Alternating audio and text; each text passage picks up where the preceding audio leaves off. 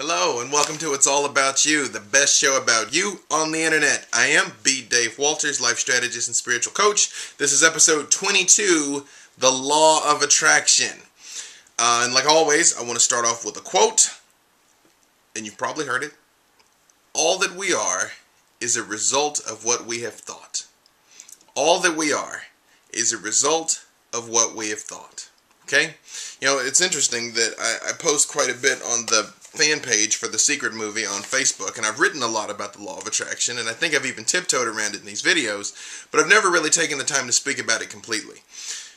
Now, you may or may not be aware of this, but the law of attraction is actually one part of 7 universal laws. There is the law of mentalism, correspondence, vibration, polarity, rhythm, gender, cause and effect. If you don't know what I'm talking about, I wrote about it on theexaminer.com. I wrote an entire book about it up on peacelovemoney.com, and I also did like a shorter PDF podcast that you can find on the spirituality tab of peacelovemoney.com. Now, I got enough time to shoot 2 episodes today. I don't know if I'm going to shoot 2, and I don't know if I'm going to talk about the 7 laws in the next episode. Even I don't know. But I'm going to talk about the law of attraction here today.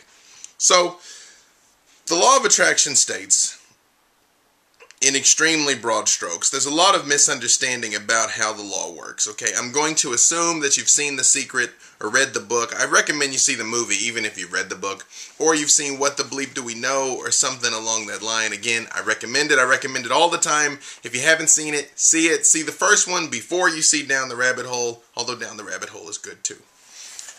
So, the law of attraction. Like I said, there's a lot of misunderstandings about how the law really works. So I guess I will begin at the beginning about what it is, and then I will tell you a little bit about how to make it work. What the law of attraction holds is that we are creating our reality all the time. That everything that exists in our life is manifesting as a result of our thoughts all the time. Okay? You can think of it, your thoughts lead to your feelings lead to your actions lead to your results, which is true. But not just that, it's that the things that are coming into your life are coming into your life as a result of your thoughts and your feelings, okay? And that's the essence of the law of attraction. For the most part, what you focus on expands. What you give more of your energy to is what comes into your life. Sorry, I got stuff falling all over me. I am attracting all the papers and cluttered things on my couch to fall onto me. So, one of the criticisms that I think this law gets quite often, and for the most part, I think anybody that criticizes it too heavily just doesn't understand it. And that is, one, you can't expect to just kind of like sit still and think positive and miracle things into your life. That you've got to go out, and work hard to have good things in your life. And life is all about hard work. Work. And the second misconception I hear a lot of is that the law of attraction is overly materialistic. That it's just concerned with things, which having, new and better stuff. In that somehow is not spiritual enough, and by extension that the law of attraction must be flawed. Or even worse, that the law of attraction is the work of the devil or something like that. If you think the law of attraction is the work of the devil, shoot me a message, Facebook, MySpace, Twitter, wherever. I'll give you like this huge thing I wrote about how it's really got nothing to do with that, so I won't bore you with it here. I can tell you for certain, the law of attraction is like fire. You can use fire to heat your house, or you can burn it down, okay? You have to know how to use it. Now, the most important thing that you have to realize is, the law is working all the time. All the time. Like, I have people talk to me, and they're like, well, I tried it, but it didn't work because what I wanted didn't happen. I'm like, oh, it worked. It works. It always works. It can't not work. The only thing that can vary is how clear that you are with your own feelings, and clear about your own intentions, and clear about what it is that you are trying to manifest. Okay? So, the first thing I'll say is the belief that you have to go out and work hard for things to take place in your life. Here's the thing. If you look at the wealthiest people in the world, they are not the people that work the hardest. They're not. A guy that digs ditches works a lot harder than Bill Gates works. Or a guy that goes out and cuts down trees works a lot harder than Warren Buffett does. Now, these guys devote a lot of time, but if you're talking about hard work, if anything, the people that exert the most effort in this world, the people that work the hardest and have the most strenuous physical tasks, probably get paid the least. The people that have the most in this world are the ones who can put ideas to work, or the ones who can put resources to work, that have investments so that their money is working for them, or they're generating ideas and writing or creating in such a way that their ideas are creating wealth for them. So the reason why I bring this up is whenever somebody's like, you have to work hard for money, look at the wealthiest people in the world and you see that that's just not true.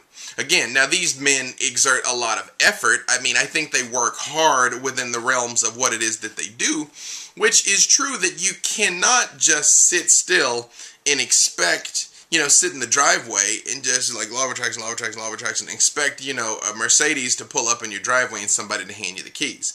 Is it possible to manifest results like that? It absolutely is possible to manifest results like that. But the thing is, what I always tell people is you got to meet the universe halfway. You got to meet it halfway. If you want that new Mercedes and you're going to sit in the driveway and wait for it to show up, then you're exerting maybe 30 to 50% of the effort that you could exert. But you have to match it with your own action. You have to be on the move also. It's like that saying from the Amish that I'm always repeating. When you pray, move your feet, okay?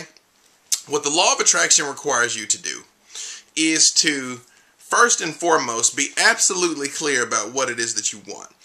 Absolutely 100% rock solid clear on what you want. It's not enough to say I want a new car. Because if I walk up and I give you a used Pinto, you have a new car. It's not enough to say I want more money. Because if I walk up and hand you $1, you now have more money, right? So that's not enough. You have to be specific. You have to know exactly what it is that you want, okay? Now, I've written about this a few times on theexaminer.com.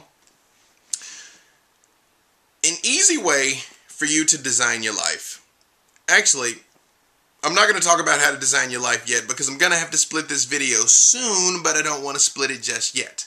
So give me a second, and then we're going to talk about how to design your life. So I'm going to keep talking about the other consequence of the law of attraction, or the other criticism of the law of attraction, is that it's all about attracting things. Now, the fact of the matter is, nothing could be further from the truth. The way that you utilize the law of attraction is through your feelings. It's through feeling a sense of happiness and love and gratitude in advance of the things that you want. Because I'll let you in on a secret. You don't really want those things. You don't really want that car. You don't really want that house. You want how those things are going to make you feel. And the way to attract that is to tap into those feelings in advance and start bringing those things into your life in the process. Does that make sense? You want to feel good in advance, feel love in advance, feel happy in advance. Quite often people think, oh, if I just had this new job, if I had this new relationship, if I had this new car, I would finally feel happy, when in fact, quite the opposite is true. For reasons we've discussed before, everything you've got right now, you really wanted at some point. The job you've got right now, you were hoping you'd get at some point. The relationship you've wanted, you were hoping that person would call you back at some point. So if you're dissatisfied with it now, just having newer, shinier things doesn't mean that you're going to be any happier, any more grateful for them once you've got them. So that's why you need to type into that feeling in advance, okay? Now, I think this is enough for me to split it. So I'm going to split it for my brothers and sisters on YouTube, and we're going to go on. Everybody else, you stay with me here.